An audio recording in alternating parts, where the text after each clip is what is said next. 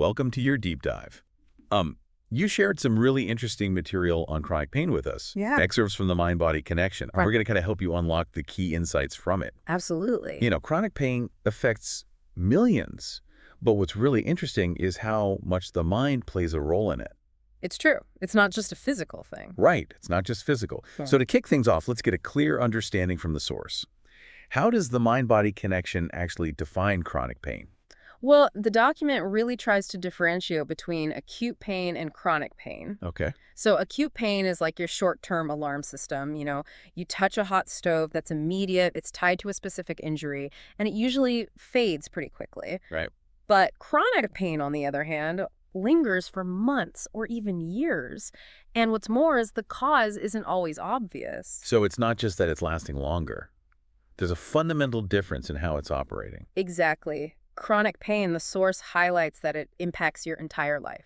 Your mood, your work, your relationships, everything. And here's where it gets really interesting.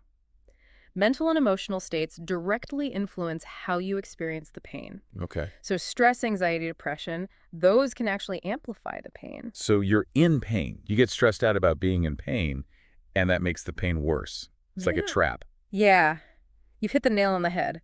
The source describes it as a vicious cycle. Oh, wow. But the good news is the reverse is also true.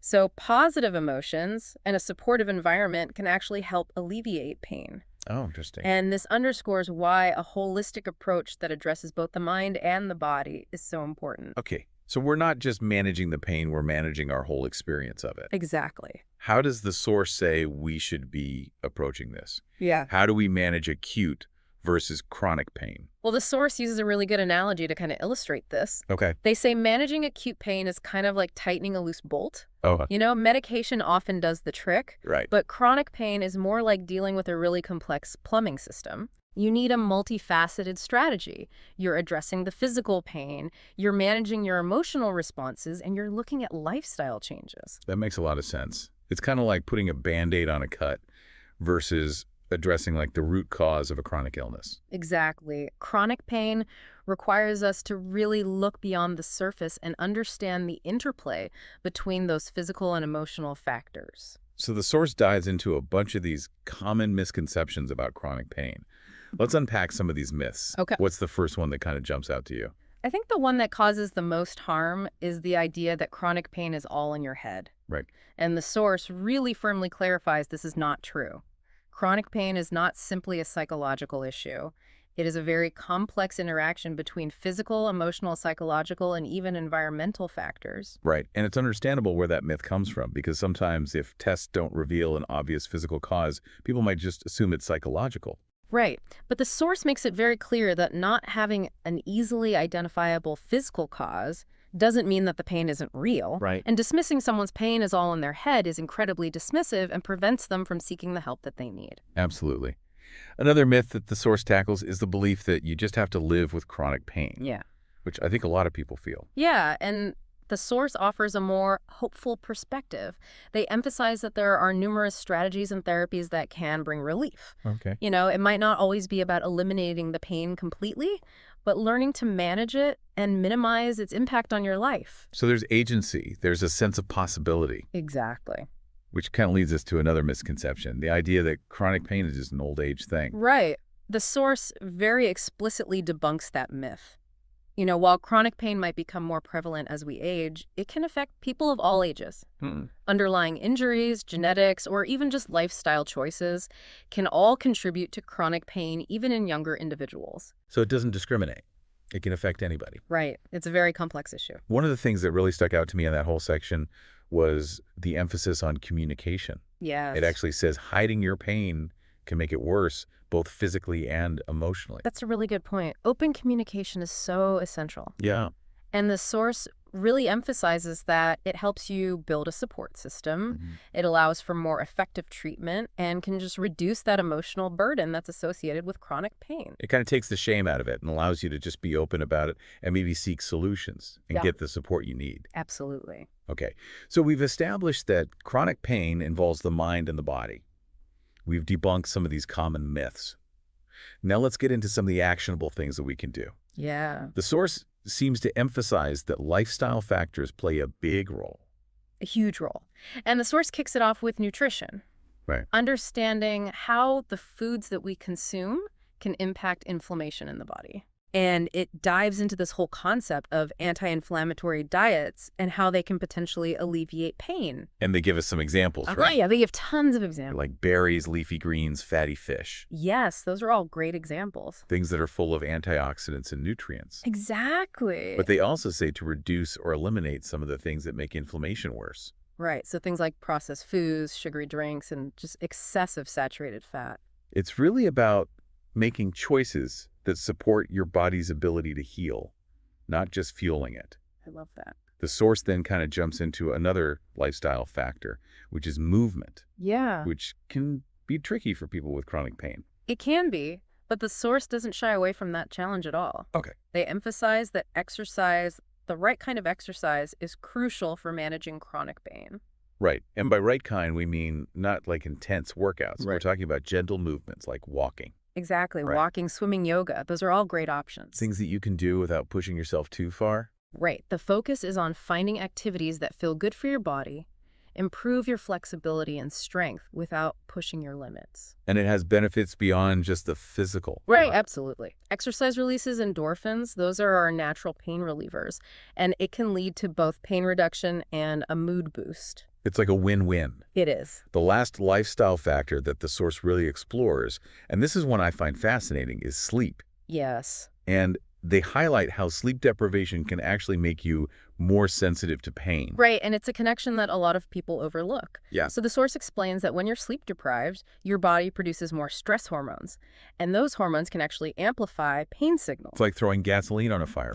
It is, Yeah. which is why the source emphasizes that establishing good sleep hygiene, Okay. like having a consistent sleep schedule, a relaxing bedtime routine, all of that is as vital for managing chronic pain as any medication or therapy could be. So this is something that even if you're not experiencing chronic pain, could benefit you. Absolutely. Improving your sleep quality benefits both the body and the mind. We've covered so much about understanding chronic pain, defining, debunking those myths, and now looking at some of these lifestyle choices. Right. But this is just the beginning. It is. The source goes even deeper. It gives us these specific mind-body practices that can be super effective for pain relief. And that's what we're going to talk about next. And that's where we'll pick up in part 2 of this deep dive. Stay tuned. Stay tuned as we unlock a whole toolkit of strategies that can empower you to take control of your pain and reclaim your life. Welcome back. We've laid the groundwork for understanding chronic pain. And now, as promised, we're diving into the world of mind-body practices that the mind-body connection suggests for pain relief. Yeah, these practices really represent a shift from passively enduring pain to actively engaging with your mind and body to manage it. So what's the first practice the source suggests we explore? Well, the source starts with mindfulness meditation. Okay. Now, I know it might seem a little unexpected, but the document makes a really compelling case for its effectiveness in managing chronic pain. For somebody who is dealing with chronic pain, the idea of like sitting and meditating might seem kind of counterintuitive. I can see that. How does the source address that? Well, they highlight that chronic pain often creates a cycle of emotional distress. Okay. You're in pain, so you feel anxious or depressed, which in turn makes the pain feel even worse. Right. Mindfulness meditation helps to break that cycle. So it's not about pretending the pain isn't there, it's about changing your relationship to it. Exactly.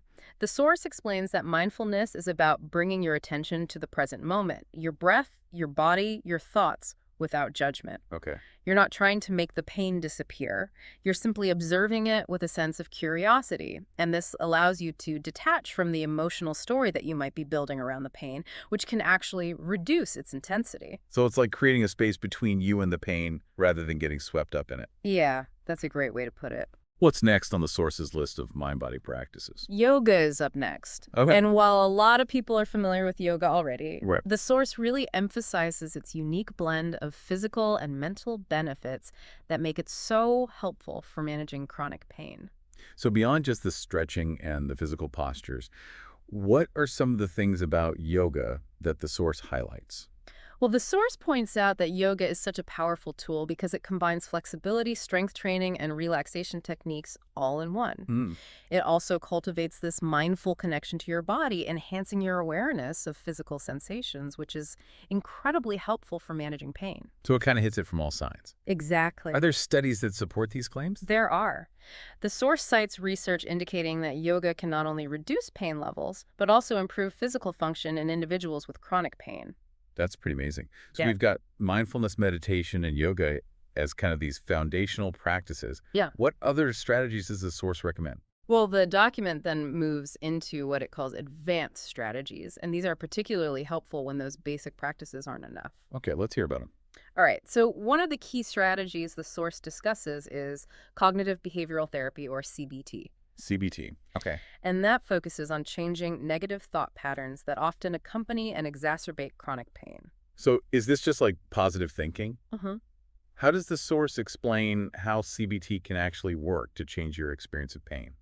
It's more than just positive thinking. CBT actually teaches you to identify, challenge, and ultimately change those negative thoughts that are contributing to your distress. Mm. It helps you to develop more balanced and realistic thoughts, reducing the emotional suffering that often intensifies the perception of pain. So you're kind of retraining your brain to respond to the pain differently. That's a great way to put it. You're not denying the pain, you're changing your relationship with it. What other advanced strategies does the source highlight? Interestingly, the source revisits mindfulness in this section, specifically focusing on this concept of creating detachment from the pain. Detachment. What does that even mean in this context? Is it about ignoring the pain? It's not about ignoring or suppressing the pain at all. The source describes detachment as a skill that you develop through mindfulness practice, where you can observe the pain without being completely consumed by your emotional reaction to it. Okay. You acknowledge that it's there, but you don't let it dictate your entire experience. That sounds really challenging, especially for somebody who's been living with chronic pain for a long time. It definitely takes practice. But the source emphasizes that even small steps towards detachment can make a significant difference in how you experience the pain. So what's the final advanced strategy that the source suggests? The final strategy is visualization. Okay. Now, it might sound a little out there, Yeah. but the source explains it as a way to use mental imagery to promote both healing and relaxation. Okay. So you might visualize the pain melting away or imagine yourself in a place that brings you peace and comfort. It's almost like using your imagination to kind of soothe your pain. In a way, yes. The idea is that by creating positive mental images, you can influence your physical experience of pain. All of these advanced strategies, mindfulness, CBT, detachment, visualization, they sound like really valuable tools. They are? But they also sound like they take a lot of time and effort. How does the source address that? You're right. These practices do require dedication, Yeah. but the source emphasizes that even small, consistent steps can make a difference. It's about integrating these practices into your life, gradually finding what works for you, and building on those successes over time. It's a reminder that healing is a process, not a quick fix. Exactly. And with that, we've explored some incredibly powerful mind-body techniques for managing chronic pain. Yeah. But the source doesn't stop there. It also delves into a realm that many find intriguing: alternative therapies. And that's where we head next, right? Exploring these alternative approaches to pain management. Yes. And what's interesting is that the source presents these therapies not as replacements for conventional medicine, but as complementary approaches that can work alongside traditional treatments. So it's about expanding your options and creating a more holistic approach to healing. Precisely. And the source offers a fascinating array of examples, starting with acupuncture. Okay. It's been used for centuries to alleviate pain, and the source explains that it can actually stimulate nerves and alter brain chemistry, leading to pain relief. Acupuncture has always intrigued me, although I will admit I'm not a fan of needles. I understand. But it's definitely worth considering if you're open to exploring different options. And then, of course, we have yoga and Tai Chi making a reappearance in this section. Right. The source reiterates their benefits, emphasizing the unique blend of mindful movement and relaxation that they offer. It just reinforces the idea that managing chronic pain is about addressing the whole person, not just the physical symptoms. Exactly. Next on the list is massage therapy. And while it might seem indulgent, the source points out that massage can effectively reduce muscle tension and promote relaxation, which can, in turn, alleviate pain. Now, that's a therapy I think we can all get behind. Right. It's a great example of how self-care can be a powerful tool in pain management. Finally, there's biofeedback. a therapy that might be less familiar to some. I've heard of biofeedback, but I don't really know what it The is. source provides a clear explanation. Biofeedback teaches you to control bodily functions that you normally don't think about. Like what? Heart rate, muscle tension, even skin temperature, all through visual or auditory feedback. Okay, so how does that translate into pain relief?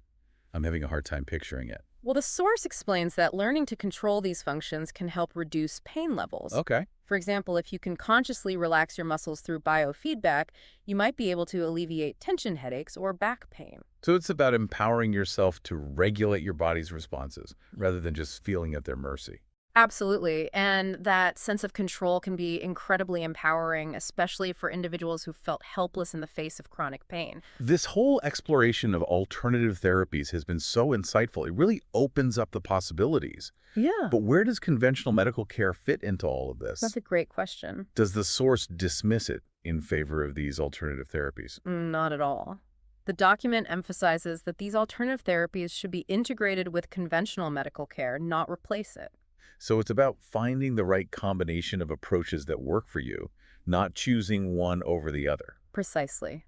And the source specifically addresses the role of medication in pain management. Yeah, okay. It acknowledges that medications can be important for pain relief and reducing inflammation, but also emphasizes the importance of using them responsibly, understanding their limitations and potential side effects. So it's about working with your healthcare providers to find that balance. Absolutely. Hmm. What other aspects of conventional care does the source discuss? Right. So what else is there? The source also highlights the importance of physical therapy. Yeah. It explains that physical therapy can help restore, function, strengthen muscles, and improve movement patterns, which can significantly reduce pain levels. So it's about addressing the root of the pain, not just masking it. Exactly. And finally, the source addresses the role of surgery in chronic pain management. Like what? While it acknowledges that surgery might be necessary in some cases, it emphasizes that it should be considered a last resort when other options haven't been successful. So kind of exhaust all the other possibilities before resorting to something that invasive. Exactly.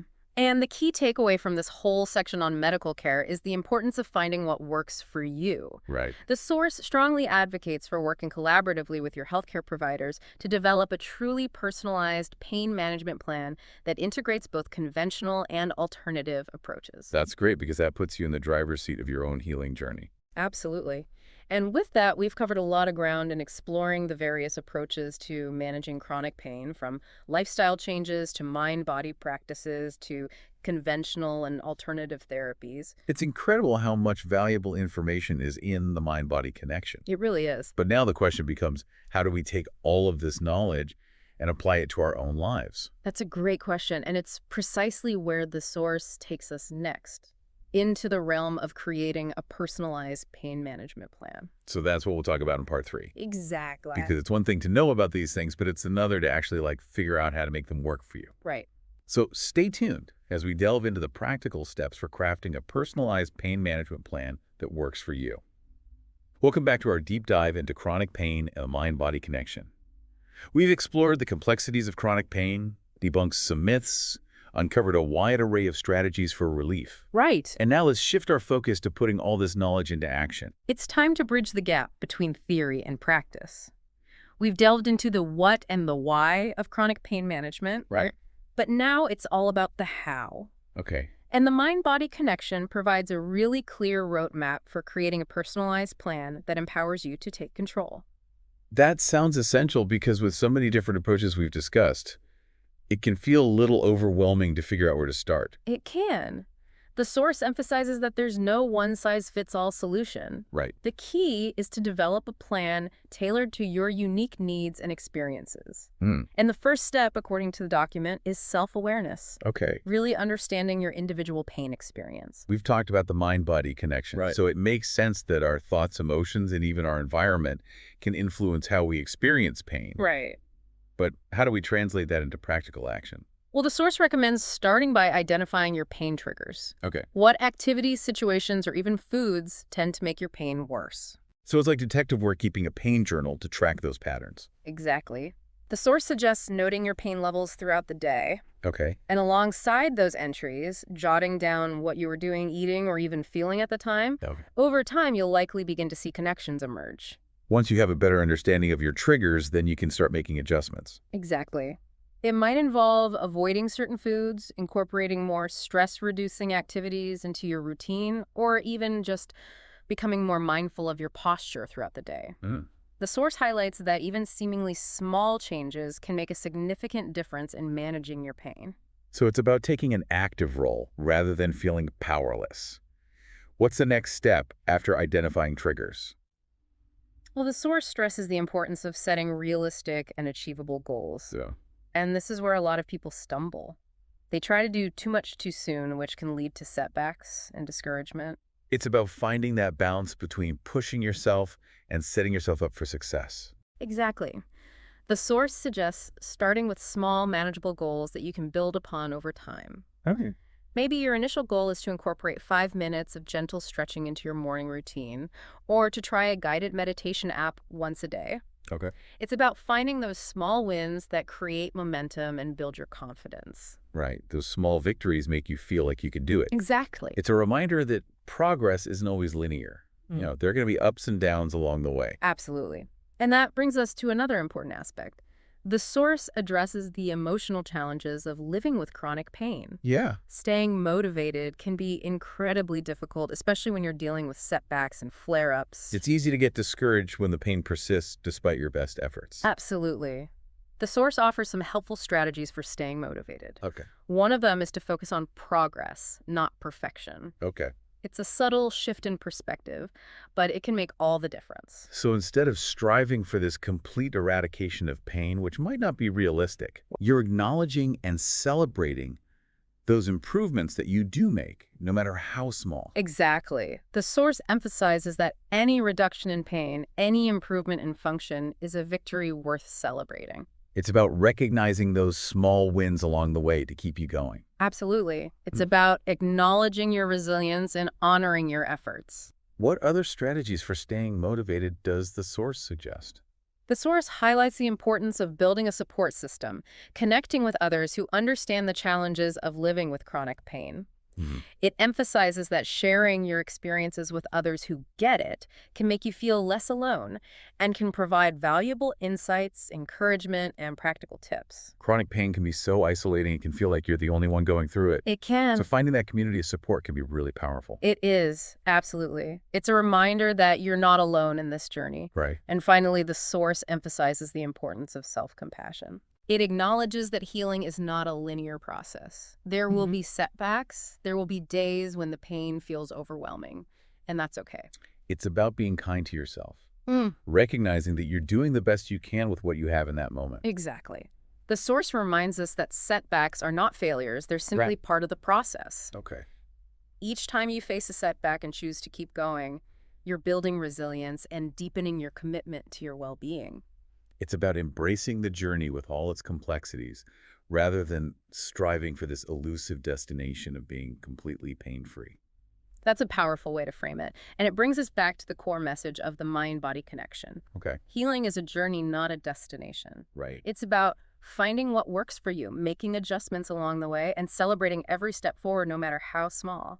It's about reclaiming your power, honoring your experiences, and embracing the possibility of a richer, more fulfilling life, even in the face of chronic pain. And on that note, I think we've reached the end of our deep dive into the mind-body connection. It's been an insightful journey exploring these concepts with you. It really has. Yeah. We've covered so much ground, but the key takeaway for me is that chronic pain doesn't have to define you. Right. There is hope, there are solutions, and there is a path toward a life filled with meaning and joy, even amidst the challenges. Remember, this deep dive is just the beginning. Right. We encourage you to continue exploring these concepts, to keep learning, and to keep advocating for your own well-being. Because you deserve to live a life that is vibrant and fulfilling. You do. And we believe that with the right knowledge, support, and self-care practices, you can create a life that is rich and meaningful, regardless of the challenges you face. Thanks for joining us on this deep dive. We'll see you next time.